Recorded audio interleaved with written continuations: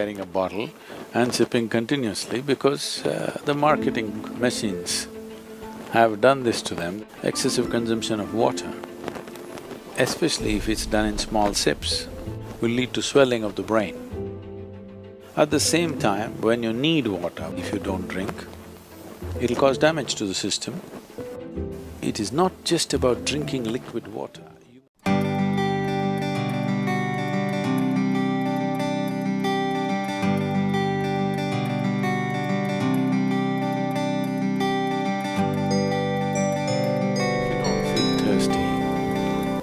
If you don't drink water, nothing is going to happen, you're going to be fine.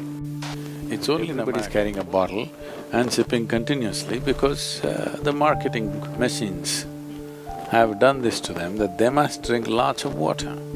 Excessive consumption of water, especially if it's done in small sips, body absorbs. When it absorbs, the sodium levels, which are very delicately balanced, will drop.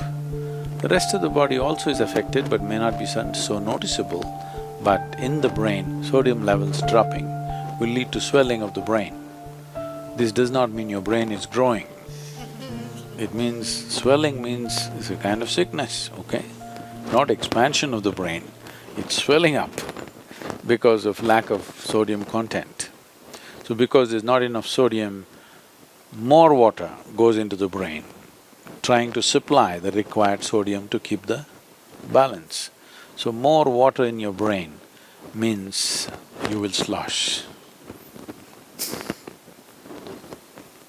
Psychological imbalances will come when you manage to absorb. See, if you drink lots of water at one go, body will decide how much to absorb, how much to throw out. But if you keep sipping through the day, body kind of gets deceived and tends to absorb more water than it should.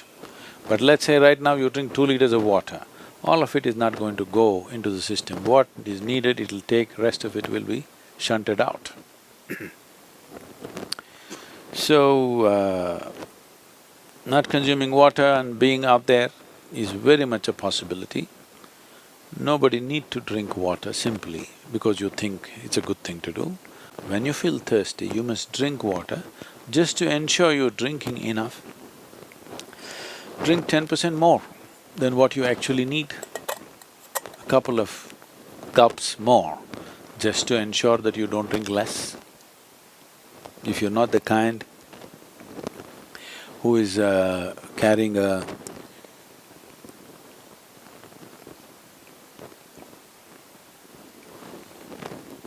water bottle with you every minute of the day, then it's good to drink little extra water so that when the need comes, you have a certain amount of time before you can drink, that it is not an emergency.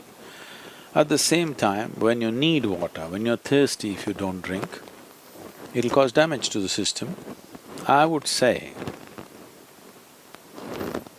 this may be very controversial, the medical fraternity will for sure protest on this, but they will come to it after maybe 20 years or 30 years. I would say if everybody consumes good water in sufficient quantity, 50% of the heart attacks in the world would come down. The damage to the heart is immense when the water that is needed is not there in the system. But when I say water, it is not just about drinking liquid water, you must eat high water content foods. If you eat a fruit, it's nearly 90% water. Vegetables and other things are over 70% water. Minimum 70% water content must be there in the food that you eat.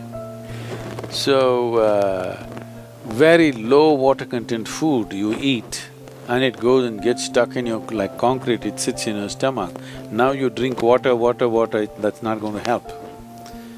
You must eat high water content foods. When you consume food, at least it must be level with the percentage of water content in your own body. So any food that you eat should be at least 70% water content. So this is why vegetables, fruits must be part of your diet so that it is there. Not consuming water in certain situations is okay, but if there is an indication of thirst, you must drink water.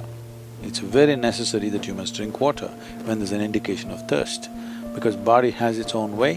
When it indicates you need water, you must give it water within 20 minutes or at the most half an hour. You must drink substantial quantity of water. If you drink enough water, then body will choose how much to take, how much to reject.